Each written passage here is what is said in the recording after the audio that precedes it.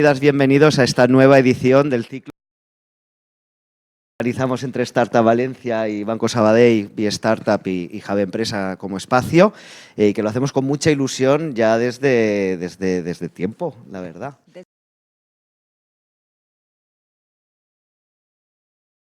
Entre Startup Valencia, que ahora Karina Virrueta. Muy buenas tardes, Karina. Buenas tardes. ¿Cómo estás? Oye, edición 31, Ángel. 30. Madre mía.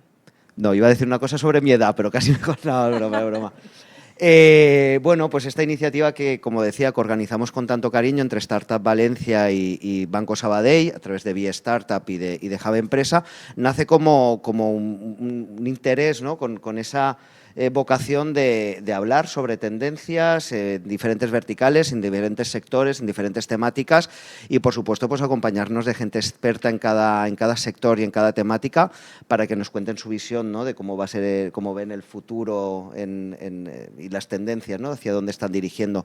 Y nada, por no extenderme, porque lo interesante hoy es que nos cuenten ellos, ¿verdad, Karina? Explicaros brevemente. Vía Startup somos la iniciativa de Banco Sabadell para dar apoyo a empresas de base tecnológica innovadoras y con modelos de negocio escalable. Hacemos banca especializada en startups y también tenemos un área de inversión en capital, de equity capital, de inversión. Y bueno, y Hub Empresa, como decía también, que es el espacio que nos hospeda y que sirve como catalizador impulsor de este ciclo y de muchas más actividades, es el centro de conexión empresarial que tenemos. Tenemos la suerte de tener aquí presencialmente en Valencia, pero que además tiene pues su canal digital, su área digital también, Hub Empresa Digital, y aprovechamos también para saludar a toda la gente que nos sigue en remoto.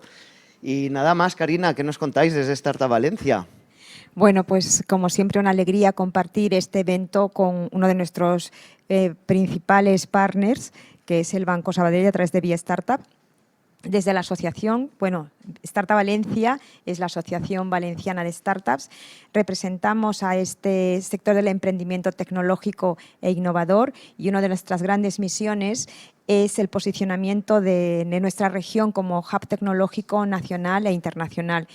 Y este evento es una de las maneras de hacerlo, ¿no? De hablar de tendencias, hablamos de futuro y hoy tenemos un tema muy interesante que es la educación, que desde luego la educación es algo que abarca, vamos, desde que venimos a este mundo, pero no acaba, ¿no? No acaba cuando termina el colegio ni cuando acaba la universidad, sino hay muchas maneras de enfocarla y sobre todo es un punto clave y es importante que la innovación, ahora empezamos a hablar de la IA en educación y todos estos temas los vamos a tratar en esta mesa que sin duda va a ser muy interesante. Pero como habéis venido a escucharles a ellos más que a nosotros, les vamos a dar Totalmente. paso, ¿no?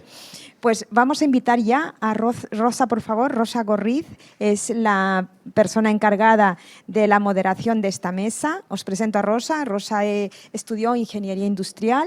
Ella, desde el inicio de su carrera, se dedicó a la formación y en 2008 fundó ya una escuela de negocios ligada más al marketing digital. Pero 10 años más tarde dejó ese proyecto y hace relativamente poco, cuando empezamos, fíjate, el mundo que viene, en 2019 fundó su proyecto actual, que es Stellium Business School, que está especializada en innovación, transformación cultural, agilidad y bienestar en las organizaciones.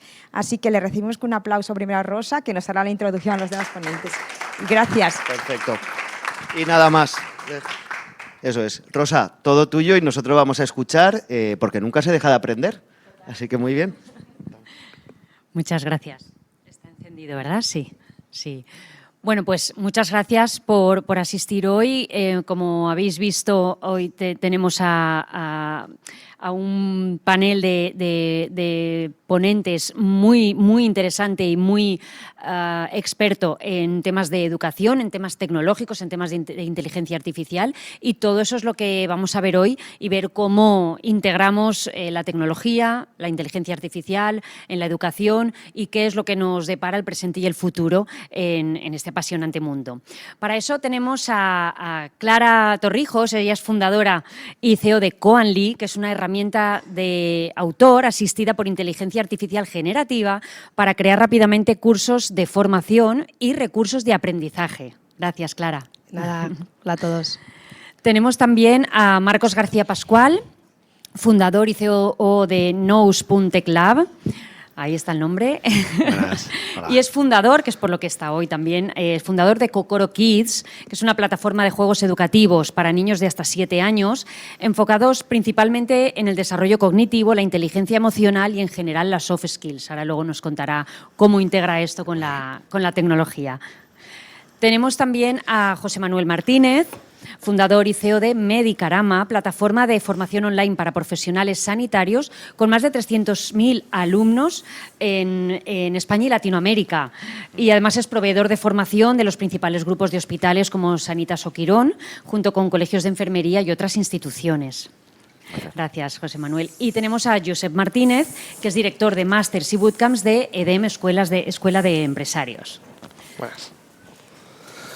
Bueno, y con todos ellos vamos a hablar hoy, y a mí pues llevo 20 años dedicada a esto, es un tema que me apasiona, la educación, la formación y cómo no, tenemos que saber cómo se integra todo esto en la tecnología hoy en día y cómo podemos hacer uso de las nuevas tecnologías para integrarlas en el mundo educativo y en el mundo de la formación.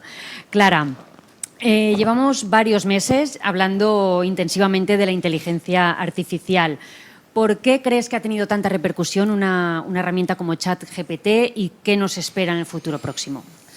Bueno, a nivel de educación ha entrado como un elefante en una cacharrería. O sea, me refiero, de repente, nadie sabía lo que era la inteligencia artificial generativa y de repente, ¿no? Pues los profesores se encuentran con entregas de trabajos que dudan un poco de la autoría, ¿no? Y cómo es posible que alguien, ¿no? Pues al final los profes conocen a los alumnos y les llaman la atención cuando ven que algo, grandes editoriales o no grandes de libros divulgativos que reciben a mansalva novelas que no se estaban terminando y de repente se acaban todas muy rápidamente, guiones en Hollywood y cosas así, ¿no? Entonces ha sido una irrupción brutal, rapidísima, de la que nos ha zarandeado un poco a todos, ¿no? Eso por una parte a nivel micro, y luego a nivel macro en educación lo que está haciendo es que nos está haciendo replantearnos si la forma de evaluar que estábamos utilizando hasta ahora es la correcta,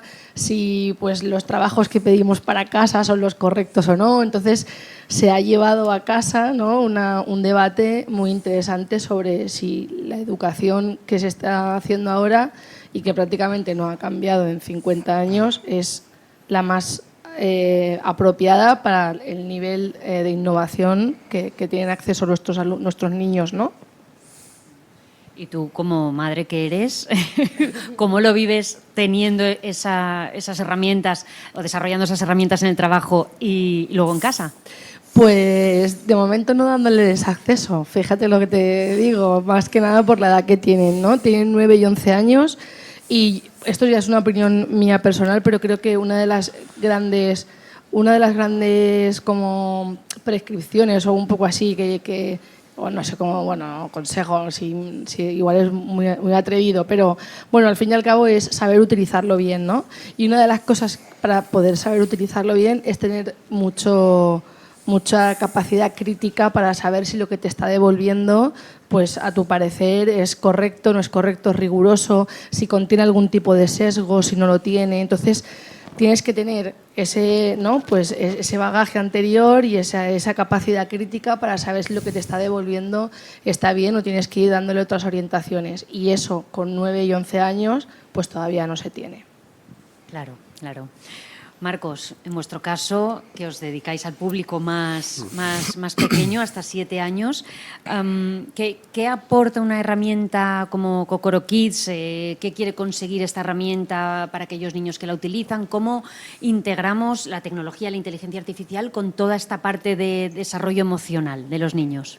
Sí, como comentabas un poquito tú al principio, digamos que nosotros estamos sobre todo enfocados en el desarrollo de soft skills. Digamos que creemos que es la base sobre la que tiene que sustentarse la educación de cualquier niño, más que una orientación más a que aprendan según qué tipo de contenido, sino que desarrollen según qué tipo de habilidades que le van a preparar para enfrentarse a cualquier tipo de reto, problema y sobre todo adaptarse a los cambios que hay en el medio, que con la que estábamos justo ahora comentando, pues cada vez son más rápidos y hay que estar preparado para todo ese tipo de cambios. A nivel tecnológico y relacionado con la inteligencia artificial, nosotros digamos que estamos buscando siempre que nuestra herramienta se adapte al ritmo y a las necesidades de cada niño. Ya bien sea un niño que, por ejemplo, tenga una mayor habilidad en el área de las matemáticas, uno que la tenga en el área de lengua o en el desarrollo emocional.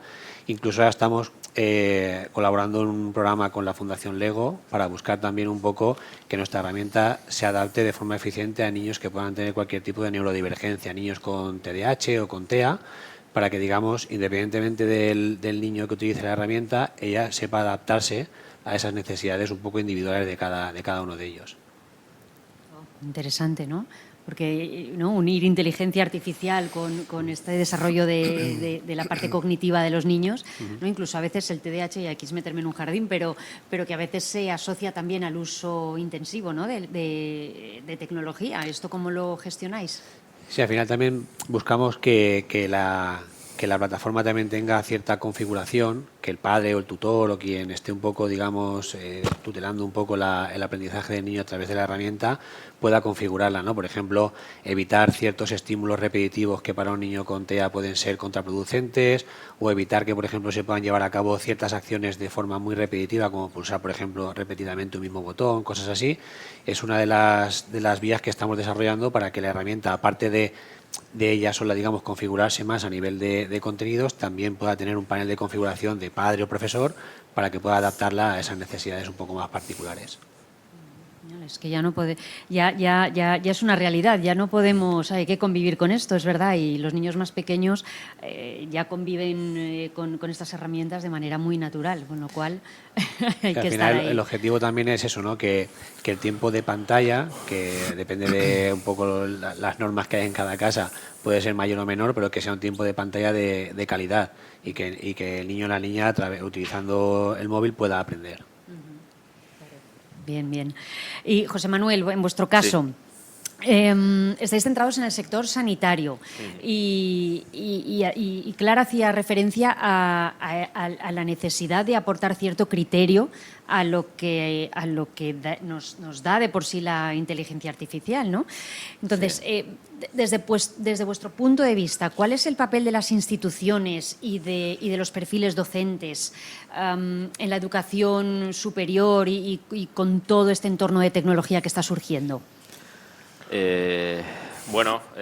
ver, más que a nivel de instituciones docentes dentro de las instituciones sanitarias, yo creo que la evolución va a venir más por los departamentos de recursos humanos y por las herramientas que van a surgir en el tema de formación de personal, no solo de formación de personal. Ya hay herramientas que te hacen entrevistas de selección casi que automáticamente o que te detectan el vídeo.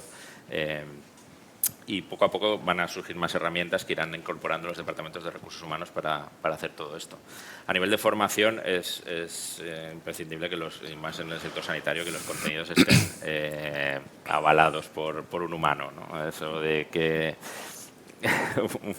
una persona que trabaja con vidas humanas y con enfermedades, pues pregunte a ChatGPT, tiene sus peligros, ¿no? Ahora mismo. Pero indudablemente las herramientas van a ir evolucionando y cada vez va a ser más confiable. No obstante, el tema de la responsabilidad siempre va a requerir de la firma de una persona. No solo en herramientas educativas, sino en todas las herramientas de telemedicina, diagnóstico que están surgiendo. Ahí va, la firma de una persona que se haga responsable de eso, y la responsabilidad es el factor crítico y la normativa que hay al respecto.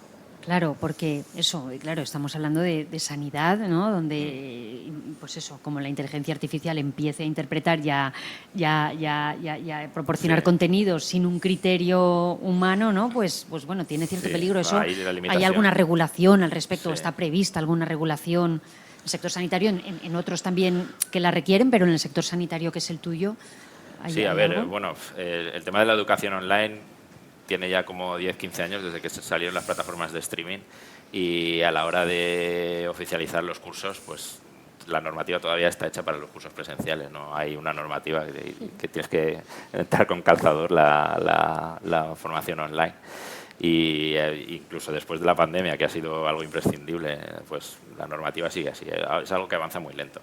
A nivel de medicina, pues todavía más, ¿no? Hay herramientas que te analizan radiografías, tags, etcétera, pero bueno, eso no se puede utilizar porque al final tiene que firmar un radiólogo. Facilitarán su trabajo, pero no los pueden saltar. No, eso va lento. No, y además es que si ya como sociedad muchas veces nosotros mismos nos metemos en Google a mirar me duele no sé qué síntomas y tal, ya con inteligencia artificial o sea, vamos, sí. Aquí el que más y el que menos se va a considerar médico y esto tiene su peligro, ¿eh? Sí, lo ven como competencia, sí, a ver qué pasa aquí, ¿no? Claro, es que tiene peligro como sociedad aquel aventurado que se lo tome como algo. No, es que me está diciendo que me tome esto, ¿no? O que esto se resuelve así. Tiene su historia. Bueno, y Josep, en vuestro caso, en EDEM, vosotros estáis, hemos tocado la fase más infantil, un contenido también que vosotros adaptáis a distintos tipos de educación. Hemos hablado del sector salud, pero en EDEM, que estáis muy en contacto con las empresas, ¿cómo se ve todo este avance tecnológico en las empresas y qué os demandan a nivel formación? ¿Cómo integráis la parte humana con la tecnológica? ¿Cómo se ve esto?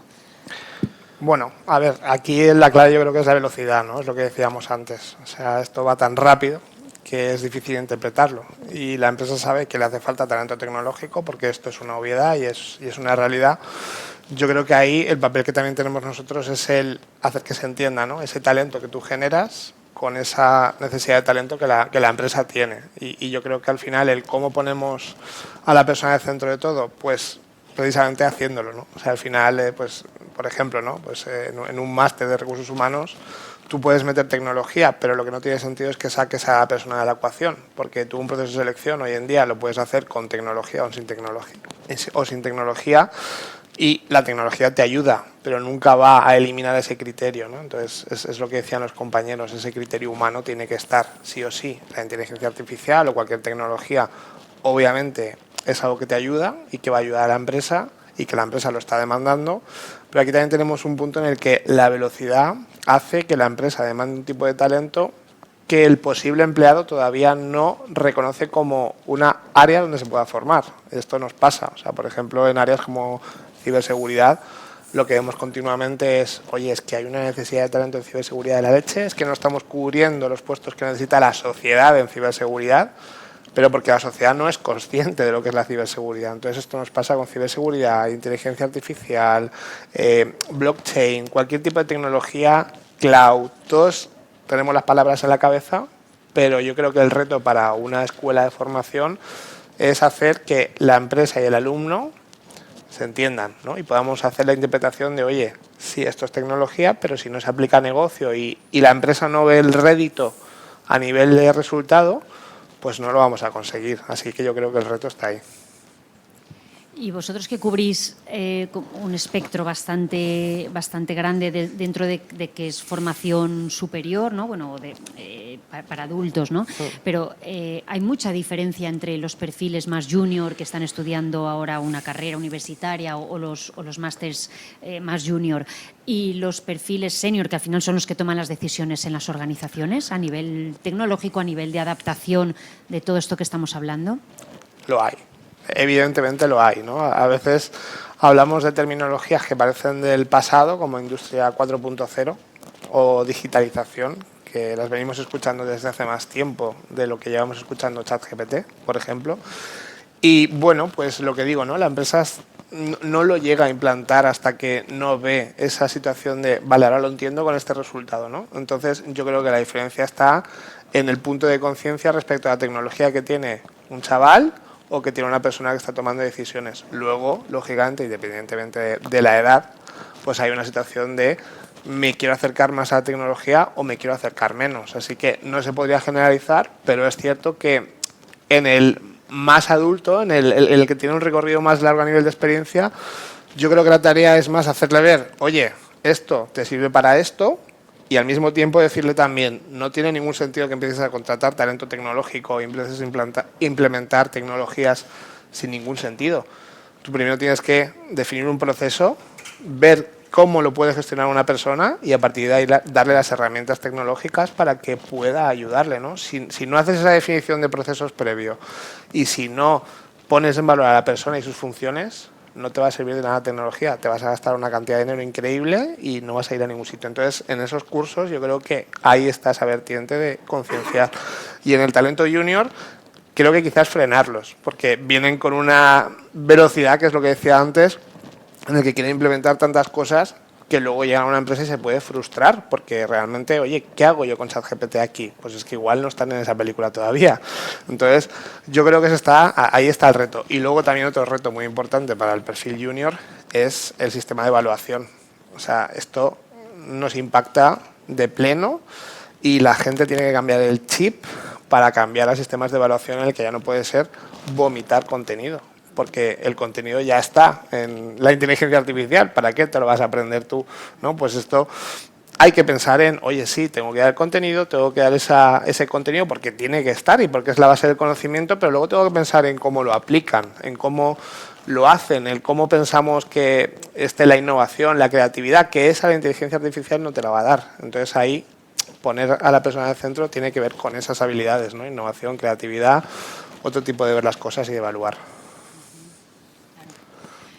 Claro, porque en este sentido, Clara, vosotros en Coanly, que además viene de la otra startup que tenéis, de GoQuan, que os dedicáis a formar a gente que quiere estudiar oposiciones y que empezasteis a utilizar la inteligencia artificial y visteis que se podían generar contenidos y sistemas de evaluación como muy rápidamente y de repente decís, bueno, es que esto es exportable y extrapolable, ¿no?, a otras entidades educativas. Y entonces, ¿qué retos os encontráis? ¿No? Porque lo que decía Josep es importante. Hay unos retos tecnológicos y hay unos retos humanos en que las personas que gestionan las distintas instituciones que puedan utilizar vuestro producto entiendan esta evolución. Entonces, ¿qué retos os encontráis a nivel tecnológico y a nivel humano a la hora de seguir desarrollando el producto de Coanly? Bueno, a nivel tecnológico es seguirle los pasos, a ser capaces de tener la velocidad para seguirle los pasos a la inteligencia artificial generativa. Ya no hablo solamente de ChatGPT, es que me refiero, la inteligencia artificial generativa se está aplicando a contenido, pero también se está aplicando, por ejemplo, a las artes, y eso está impactando en la industria del videojuego. Me refiero, seguir los pasos a esto está siendo, para los que trabajamos con inteligencia artificial, estamos agotados, llevamos desde diciembre agotados, eso por una parte. Luego, a nivel de retos un poco, pues mira, pasan, yo creo que uno de los mayores retos que hay ahora mismo está la gestión del cambio. Es decir, ¿cómo impacta la utilización de herramientas asistidas por inteligencia artificial generativa en mi organización? Por ejemplo, un estudio de videojuegos que los artistas utilizan la inteligencia artificial generativa, por ejemplo, para todo el proceso de bocetar, ¿no? de poner ese primer proceso, ¿no?, del principio, ¿la utilizamos o no la utilizamos? ¿No? Las editoriales. Antes teníamos 100 editores para crear contenido y llega la inteligencia artificial generativa y somos capaces o de generar contenido más rápido o de generar la misma cantidad de contenido pero con menos gente. Si implementas una herramienta de este tipo en una editorial, el trabajador, la gestión del cambio de ¿cómo va a recibir? ¿Esto es para mí una oportunidad? ¿Es un asistente o es o me va a acabar sustituyendo? ¿No? Toda esa gestión del cambio en las empresas que deciden implementar la inteligencia artificial generativa para hacer más eficientes sus procesos, eso está siendo ahora mismo uno de los mayores retos. Y luego, por otra parte, en educación concretamente,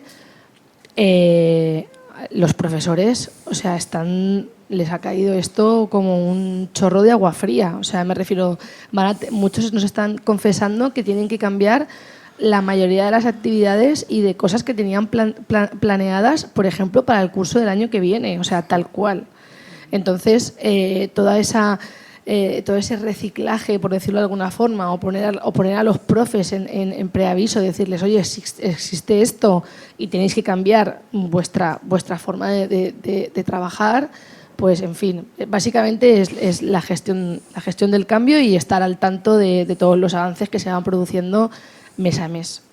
Claro, sí, porque no hace mucho una directiva de un grupo educativo de aquí de Valencia me decía, ¿no, Rosa? Hemos empezado a implementar para los profesores herramientas donde copiar y pegar los trabajos de los alumnos y ver cuál es el grado de autoría, ¿no? Y cuál es el grado de copia de los alumnos en los trabajos, con lo cual es que cambia el concepto completamente, bueno, de base, claro. En vuestro caso, Marcos, explícanos, para que lo entendamos todos un poco mejor, cómo utilizáis, o sea, cómo se aplica la inteligencia artificial para adaptar esos contenidos a cada niño, o la gamificación, ¿cómo cogéis todo esto y lo traducís a un itinerario personalizado y gamificado? Sí, a ver, nosotros cuando empezamos aplicando unas reglas preestablecidas a la hora de cómo el contenido se tenía que adaptar a cada niño o niña.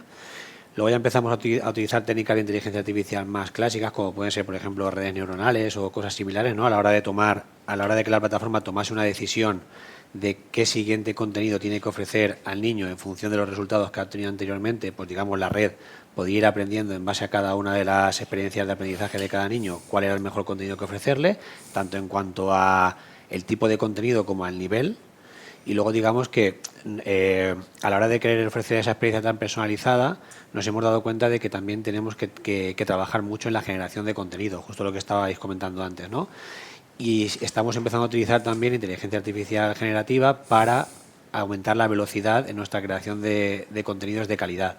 Por ejemplo, todo lo que tiene que ver, ha comentado Clara, por ejemplo, el tema de la parte artística en el desarrollo de videojuegos, ¿no? Pues digamos que toda la fase de prototipado o de conceptualización de la parte artística del videojuego pues se puede acelerar. Estamos utilizándola también para todo lo que tiene que ver con locuciones. No es lo mismo que si al final nuestra plataforma es internacional, ¿no? El objetivo es que pueda estar traducida a cuanto más idiomas mejor. No es lo mismo tener que pedir las locuciones a un locutor que cada vez que haces un nuevo juego pues haya que locutarlo todo, que poder generarlo de forma automática basándonos en una inteligencia artificial, ¿no? Como ya hay inteligencias que generan esas locuciones con un nivel de fidelidad, digamos, a las previas que ya teníamos desarrolladas para que no parezca que haya diferentes voces, pues bastante logradas. Ahí pasa un poco lo que comentaba también Clara, ¿no? Ya no contratamos el servicio de locución, ya lo hacemos en casa, ¿no? Entonces, pues ahí hay un poco ese dilema, ese punto en el que hasta qué punto, pues digamos, esto puede sustituir ciertos trabajos que sí, pero seguramente habrá otras muchísimas oportunidades que por eso nosotros también estamos bastante al día a día, ¿no? Involucrados también desde la parte de Nospool, en este caso, por ejemplo, con todo lo que tiene que ver con inteligencia artificial, porque vemos que la cantidad de oportunidades y la revolución que puede suponer es tan grande que creemos que hay que estar ahí para intentar, digamos, aprovechar un poco la oportunidad y en lugar de ser consumidores, pues poder ser creadores, ¿no? También dentro de todas estas oportunidades que se abren.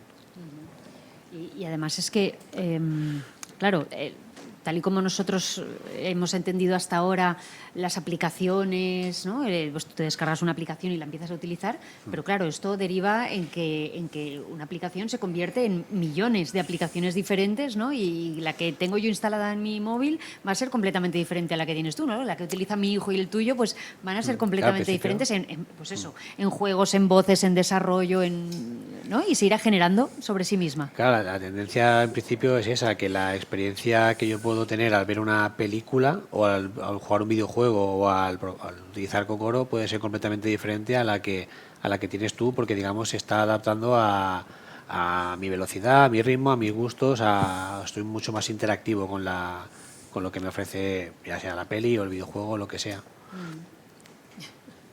Wow, es que es tremendo, claro.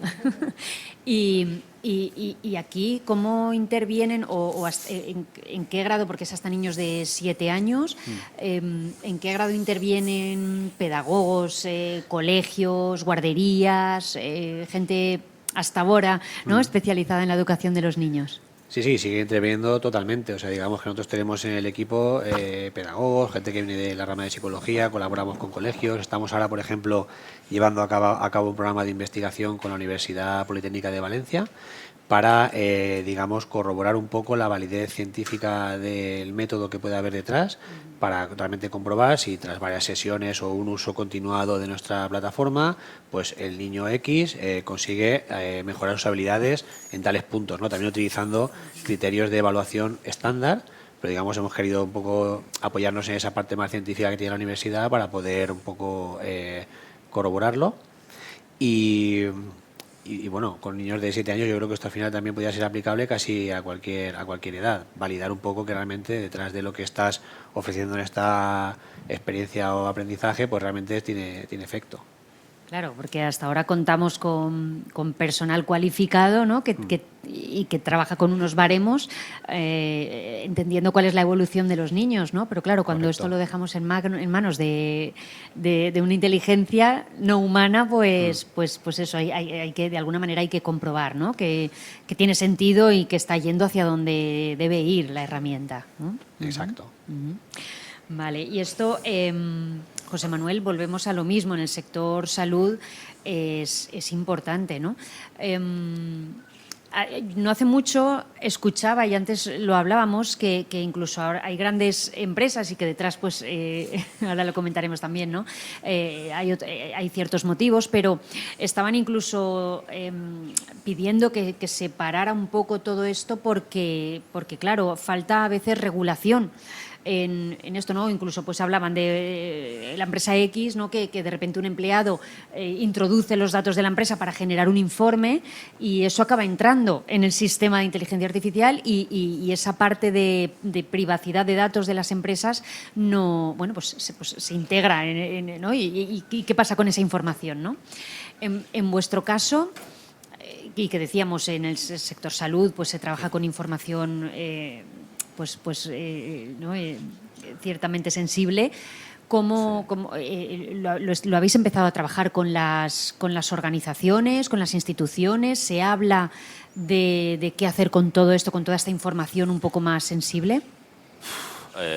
Bueno, a ver, es un tema que sale un poco de la formación, ¿no? Pero por lo que yo sé de la inteligencia artificial, y igual alguien me puede corregir, tiene como dos modos de funcionamiento, ¿no? Está el modo de entrenamiento, en el que tú te estás gastando a lo mejor miles o incluso millones de dólares en un centro de servidor, ¿no?, entrenando y metiéndole datos.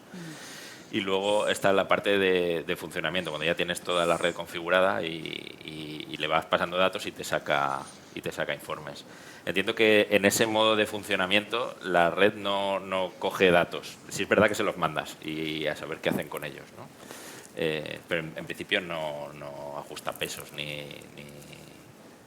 no lo sé. Ahí, Rosa, si me permites ampliar lo que está contando él, a raíz de todo el problema que hubo en Italia, que censuró totalmente el uso, porque bueno, pasa una cosa, y es que la sensibilidad que tenemos los europeos frente a la protección de datos no es la misma sensibilidad que tienen los americanos. Claro. Entonces ahí también me refiero, ahí hay mucho tema de qué hablar, pero a raíz de que Italia tomase esta decisión, tú cuando utilizas la API de ChatGPT puedes seleccionar el modo en el que no utilizan nada de la información que tú estás aportando para el modelo, y por lo tanto ni la utilizan ni la pueden luego mostrar, o sea, ampliarla en su base de datos y por lo tanto mostrarla para otros resultados. Y de momento esa es una de las medidas que han tomado. Era por Sí. ampliar. Sería como la navegación oculta que conocemos, pero en Pero bueno, inteligencia artificial. te tienes que fiar, ¿no? O sea, ese check es más Exactamente. nada, ¿no? O sea, De la navegación oculta también Sí, hay que guardárselo, se lo fiarse. Sí.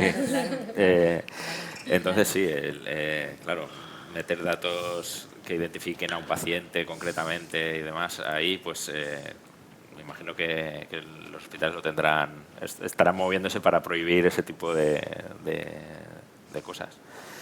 Pero bueno, respecto a la formación, en principio no usamos datos personales ni demás. El problema es cuando se puede identificar, ¿no?, la persona con la enfermedad. Y bueno, ahí hay todo un mundo que a saber cómo va a salir, ¿no?, todo el tema de la protección de la propiedad intelectual, de decir, no, es que has entrenado la inteligencia artificial con datos que no has pagado, ¿no? No es como los bancos estos de fotos que están libres de derechos o esto. A ver, no sé si hay datasets que están libres de derechos para entrenar este tipo de cosas, ¿no? Eso irá evolucionando y empezarán las plataformas a poner disclaimers legales que tengas que aceptar antes de poderlas usar.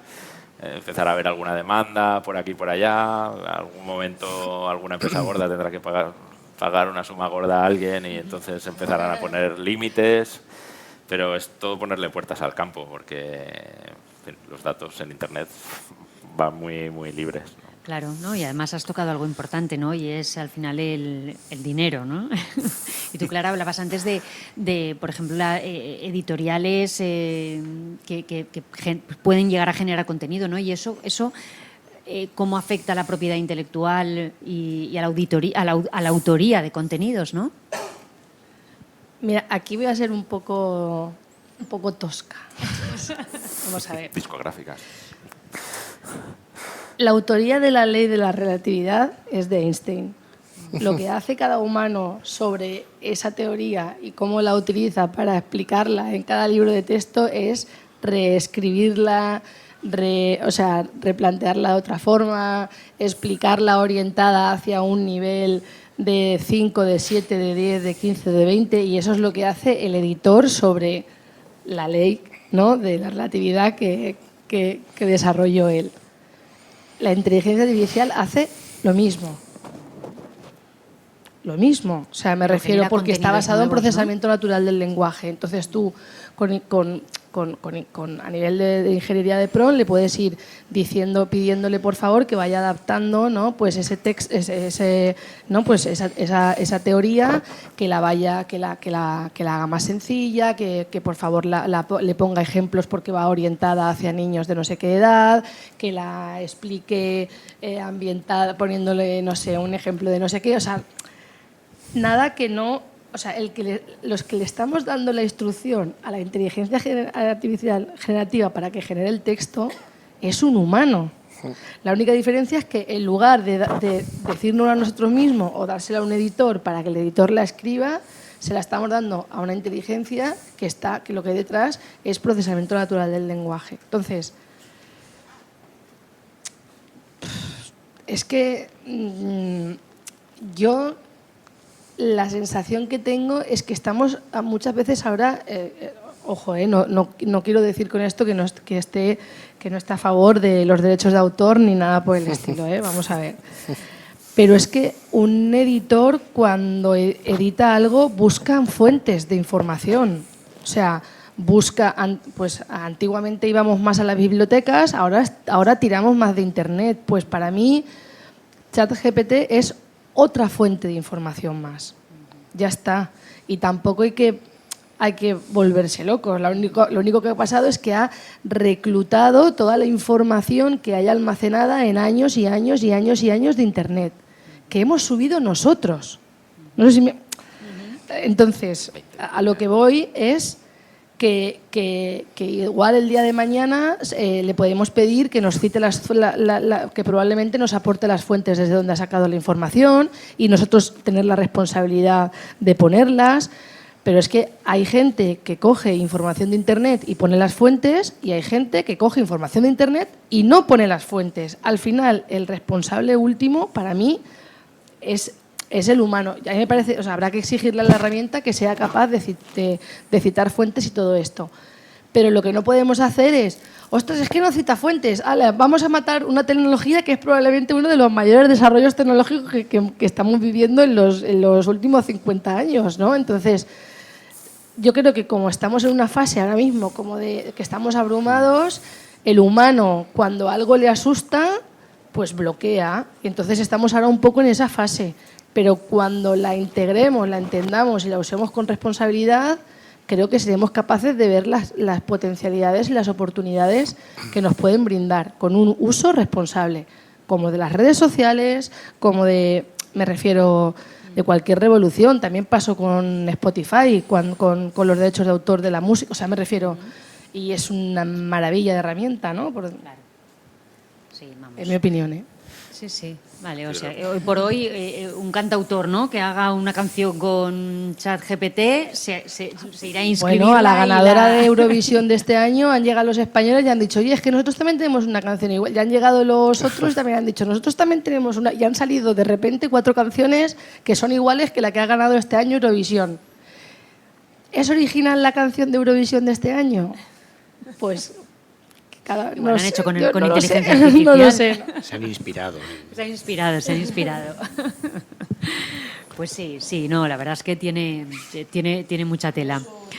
Sí, sí, no, y no quedará otra que, pues eso, que lo que tú dices, ir parando y abriendo puertas a medida que a nivel humano seamos capaces de abordar todo eso e ir regulándolo a medida que se requiera, ¿no? Y hacer un uso responsable. Claro. Vale. Y Josep, a nivel, volviendo, porque, como decíamos, todo esto tiene, hay una parte de educacional, ¿no?, y de formación, que es lo que hoy estamos abordando, pero, lógicamente, toda esa parte educacional y de formación al final tiene un objetivo, ¿no?, y es que las personas que se integran en la sociedad estén preparadas para abordar los retos que requieren en cada momento. A vosotros en EDEM, ¿qué es lo que os están pidiendo a nivel de formación, alumnos, empresas? ¿Cuáles son los próximos retos o contenidos que estáis preparando o abordando para proporcionarlo, ¿no?, a las personas? Bueno, hay 2 áreas que yo creo que son claves: sostenibilidad y tecnología. Estas son las 2 que seguramente hay que abordar, ¿no?, desde ya. Y ahí vuelvo un poco a lo que decíamos antes. No sé si el tejido empresarial está preparado o está en ese punto de madurez, y seguramente quizás en todos los ámbitos no lo está. Y el reto también de una escuela de negocios o de una universidad es intentar sumar, ¿no?, intentar hacer ver. Yo al final siempre digo que yo creo que el valor diferencial es que cualquiera de mis 3 compañeros hoy aquí podrían dar clase y seguramente, tal y como lo explican ellos, pues esa tecnología que ellos han podido utilizar para una aplicación es la mejor forma de que el alumno o de que la empresa entienda que la tecnología realmente suma, pero si hay un criterio humano. Si no hay un criterio humano, no suma, simplemente te genera un gasto que no se va a trasladar a un resultado, ¿no? Entonces, yo creo que el reto viene por ahí, son esas 2 áreas. Y creo que las 2, me centro más en tecnología porque es objeto de la sesión, pero la realidad es que hay una parte en la que no entendemos ni la sostenibilidad y no entendemos la tecnología, y esa es la realidad, y hablo de no entendemos como sociedad. Entonces yo creo que la labor de cualquier centro educativo, y nosotros no somos excepción, es en sumar a que la sociedad entienda esto y que lo canalice como toca, ¿no? Bueno, pues se nos ha ido casi todo el tiempo, se ha ido súper rápido. A mí es un tema que me apasiona y me podría pasar preguntando toda la tarde. Pero me gustaría que todos los que habéis venido hoy a escuchar a los expertos tuvierais ocasión también de preguntarles sobre, bueno, pues en el ámbito en el que a vosotros os aplique como profesionales y bueno, pues que aprovechéis que están aquí para abrir una ronda de preguntas y que os lancéis a resolver las dudas que tengáis. ¿Quién se anima? Cuéntanos. Hola, buenas tardes. Me interesa mucho el tema. Estamos desarrollando un campo, trabajo en el tercer sector, en una organización social, en la Fundación Marcela. Estamos desarrollando un campus para personas en situación vulnerable. Entonces, claro, me interesa mucho la herramienta, pero no sé si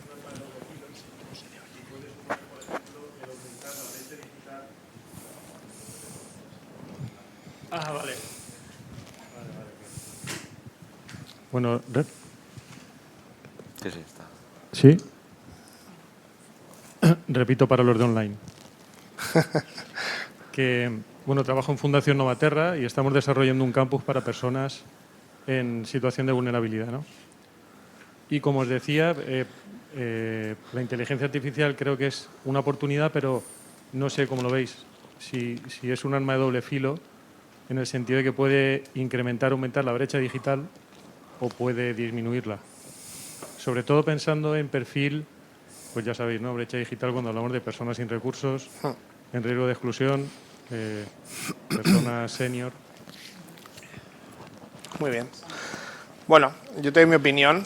La realidad es que lo gigante es uno de los riesgos, ¿no? O sea, está ahí. Nosotros al final yo creo que desde las educaciones, de las instituciones educativas lo que tenemos que hacer es fomentar que no haya esa brecha digital. Pues, por ejemplo, nosotros al final tenemos política de becas y bueno, pues intentas sumar, ¿no? a esta situación. La realidad es que yo creo que aquí también, pues depende de cómo lo veas, ¿no? Nosotros, por ejemplo, recuerdo el momento de la pandemia y el COVID y bueno, pues ahí nosotros nos tuvimos que ir con la formación a online y no éramos de online, o sea que no éramos sabios en ese punto y la experimentamos porque no había la cantidad de herramientas testeadas que hay hoy en día, ¿no? Pues como Teams, como Zoom, etcétera. Nosotros tuvimos que ir a una herramienta que en ese caso nos dimos cuenta de que la gente que se había ido a su chalet de la urbanización no le llegaba y tuvimos un problema de brecha digital, ¿no? No era por recursos, era por tecnología en este caso. Y bueno, pues yo creo que al final hay que utilizar la tecnología para optimizar y con eso conseguir que también llegue a la mayor parte de la población y al mismo tiempo, pues lógicamente creo que hay una labor como sociedad, pero también como instituciones educativas en las que tenemos que apoyar para que la gente que no tiene esos recursos pues sí que pueda formarse y al mismo tiempo si le das formación le das una herramienta para que tenga más posibilidades de evitar esa brecha digital seguramente, ¿no? Yo por ampliar, yo creo que no la va a ampliar, que la va a reducir. Y voy a ponerte, por ejemplo, un ejemplo. Nosotros una de las cosas que hemos hecho en Coali es hacer lo que hay detrás es la tecnología de ChatGPT, o sea, nosotros utilizamos ChatGPT, lo que pasa que le hemos dado una serie de indicaciones a ChatGPT, ¿vale? Para que utilice como un universo de conocimiento que nosotros tengamos controlados por el tema de la rigurosidad de las respuestas que te da, ¿no? Entonces, imagínate que tú, por ejemplo, no sé, estás formando a los chavales sobre educación financiera, no sé, por ejemplo, ¿vale? O sobre el medio ambiente, sobre cómo cuidar y proteger el medio ambiente, por ejemplo, y cómo ser responsables, ¿no? Y estás ahí dando una serie de formación, pues con el ChatGPT, por ejemplo, que nosotros hemos hecho, te aseguras que los contenidos sobre los que va a trabajar y las respuestas que va a dar va a ser sobre ese universo de conocimiento, no va a coger lo que no sepa y no esté ahí, no se lo va a inventar, reduces lo que se le llaman las alucinaciones y puede responder dudas, puede pasarles preguntas a los chavales, puede hacerles actividades dentro del propio chat.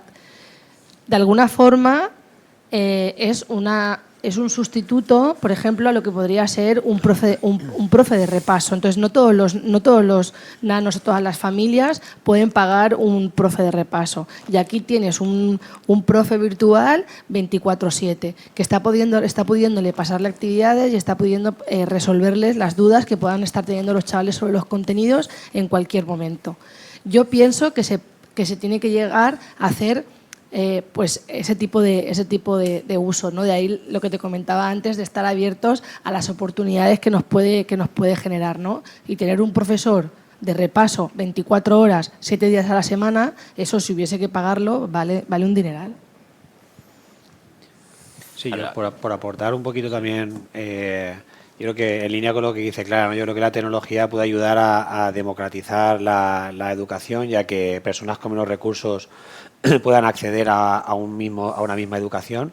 Nosotros, por ejemplo, cuando se habla de personas sin recursos y demás, hace unas semanas estuvimos en Mozambique con Kokoro en escuelas de Mozambique sin recursos para que niños de allí pudieran tener acceso a la herramienta y, digamos, algo que es impensable sin tecnología, ¿no? De poder tener acceso a una herramienta de esas características, o el ejemplo que ha puesto Clara, yo creo que me alinea con eso, ¿no? Ayuda a que mucha más gente pueda tener acceso a muchas más oportunidades. Sí, al final la tecnología reduce el coste de la educación a nivel de que hace el trabajo que se tendría que hacer con muchas personas, que sería mucho más caro, ¿no? Y luego a nivel de interfaz de usuario, pues también lo va haciendo cada vez más humano. O sea, gente mayor puede llegar a hablar con la máquina. Estas tecnologías pueden llegar a simular, bueno, conversaciones de forma que incluso puede que no te des cuenta que estás hablando con una máquina.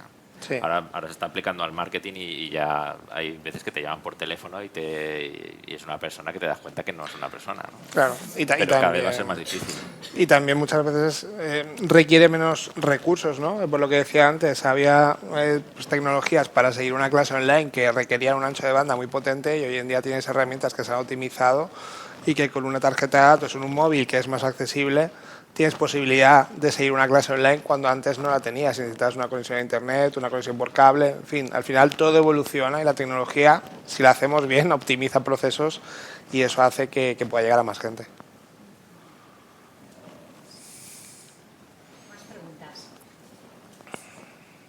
Ha entrado pregunta por el chat, os la leo. ¿Y qué ocurre con el impacto en el cerebro de los niños de tanto uso de pantalla? Nos pregunta Nuria. Estaba para mí, ¿no? Bueno, a ver, nosotros lo primero es que desde Gokoro siempre digamos, lanzamos un mensaje de uso responsable del tiempo de pantalla. Al final somos los primeros que somos conscientes de que como jugando en un parque o como se suele decir, manchándose con el barro en la calle, no aprende un niño, ¿no? Entonces digamos que también depende de la edad de ese niño.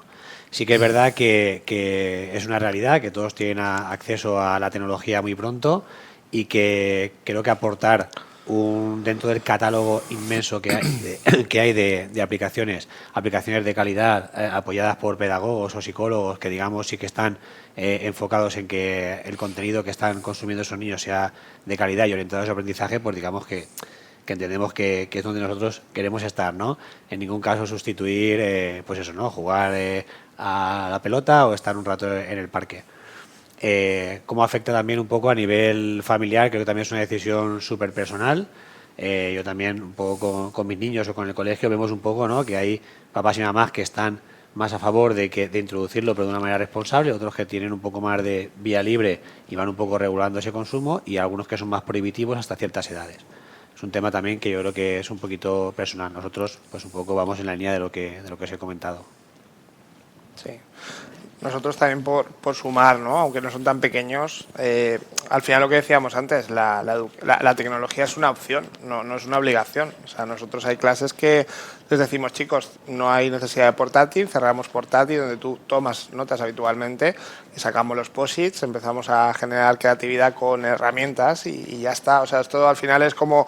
Oye, ¿el coche es un avance tecnológico? Pues seguramente que sí, pero es una decisión ya de la persona el decidir si lo coge para hacer un viaje de larga distancia o también lo coge para ir a comprar el pan a la esquina. Pues esto es lo mismo, ¿no? La tecnología está ahí y no tiene por qué ser un 100% del tiempo. Hay que utilizarla como una herramienta más con todo el sentido. Son peor las redes sociales, no va a ser peor que las redes sociales, la inteligencia artificial. Así que por eso podemos estar tranquilos. Hola, Gonzalo Reineri. Estoy armando un proyecto de educación a distancia, así que me interesa el tema. Y dentro de esa misma línea con que están hablando ustedes sobre inteligencia artificial, este hecho de poder generar contenido de manera prácticamente gratuita, ¿cuáles creen ustedes que deberían ser las directrices en términos de calidad más que de cantidad? Porque generalmente esto es lo que uno tiende a decir, puedo generar contenido más rápido, puedo tener menos personal, pero la calidad del contenido, ¿cómo creen ustedes que debería manejarse eso a futuro? Porque básicamente cualquiera puede pedirle a ChatGPT en este momento, genéreme una clase sobre sustentabilidad y ChatGPT te va a dar una clase sobre sustentabilidad completa. Pero la calidad que hay detrás de eso ¿quién va a filtrar eso a futuro? ¿Cree usted que deberían ser gobiernos, la Unión Europea, cada individuo? Porque si lo dejamos libre a cada individuo, yo decir, da igual lo que entrego, me interesa vender mi curso rápido. ¿Dónde creen ustedes que deberían ponerse esos límites sin restringir, obviamente, la libertad de educación y la libertad de expresión? Si me dejáis, empiezo. A ver, yo creo que no, esto no es algo a futuro, es algo que hay que hacer y que se viene haciendo. Yo creo que la diferencia importante es, primero, en escuchar a quien va a recibir esa formación. Yo creo que ese es el mejor indicativo de que lo vas a hacer lo mejor posible o con mayor calidad, ¿no? Que es lo que decíamos antes. Entonces, no es lo mismo una clase de redes sociales que le puedes dar a un chaval junior que empieza a desarrollarse en marketing digital a una clase de redes sociales que le vas a dar a un directivo de marketing digital que quiere saber cómo lo estamos haciendo ahora en TikTok, ¿no? Que es una red que lleva poco tiempo. Entonces, yo creo que antes y ahora y en el futuro, yo creo que la clave está en escuchar muy bien a esa persona que va a recibir la formación, y me parecería un error de base el generar o el pensar que generar un curso en cualquier área va a servir para todo el mundo. Esa yo creo que es una. Y luego creo que la segunda tiene que ver con el acompañamiento, ¿no? Y al final yo creo que el alumno que viene a formarse necesita ese acompañamiento para, desde la institución educativa, entender qué expectativas tenía y ver si las va a conseguir o no y ayudarles en ese camino. Yo creo que la calidad está ahí, o sea, pero ha estado siempre. Lo vuelvo a repetir, ¿no? Que para mí la tecnología es un plus y es una herramienta más, pero esa evidentemente tiene que ser. Y luego a nivel regulatorio, pues lógicamente tendrá que estar y los gobiernos y las responsabilidades públicas lo tendrán que abordar. Pero yo creo que es clave que cualquiera que se ponga a trabajar en educación, lo primero que haga es escuchar al alumno, entenderlo, saber qué necesidades tiene, y aquí sumo saber también qué necesidades tiene la empresa, porque si yo, por ejemplo, genero talento en un área de másters que va a absorber luego la empresa, si lo genero y diseño un curso sin escuchar a la empresa, no lo estoy haciendo bien. Entonces, para mí calidad es escucha activa de quién va a recibir el curso y quién va a recibir el talento en mi caso, por ser junior, y luego también, lógicamente, el acompañamiento durante ese proceso y ver si ese alumno se está formando como él esperaba y las expectativas que demandaba tenía.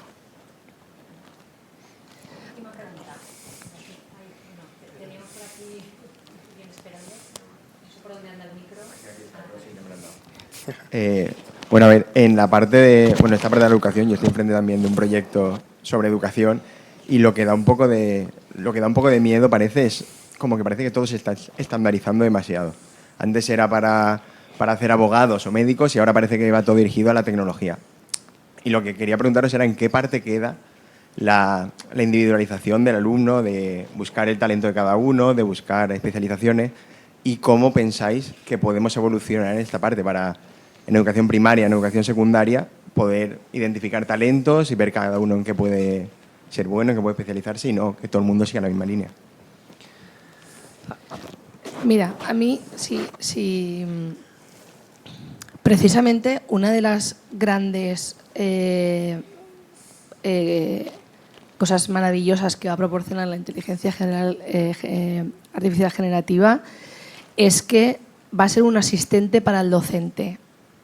Si tú ves ahora datos de la jornada laboral de un docente, el tiempo que le dedican a cada cosa, selección de materiales, adaptación de los materiales a las individualizaciones del aula, o sea, si te das, o sea, si esto, de hecho, yendo a escuelas y hablando con ellos, esto es así, o sea, tienen tanto trabajo de gestión de aula que tienen muy poca para la atención, la guía y el apoyo y el acompañamiento hacia el descubrimiento de ese talento de cada uno de los alumnos. No tienen tiempo ahora mismo para esto los docentes. Entonces, si la tecnología les permite liberarse de gran parte de ese trabajo que tienen ahora, van a poder tener más tiempo para atender a ese tipo básicamente a lo que es lo más importante de la educación, porque es que eso es lo más importante de la educación. Pero ahora mismo, entre atender editoriales, elegir las editoriales, escoger si trabajan con editoriales o materiales propios. Si no trabajamos con editoriales, haz todos los materiales de todo el año que viene, preséntalos por consellería, que consellería te dé el ok y a todas las fichas con las que vas a trabajar el año que viene. Eso es una carga de trabajo abrumadora.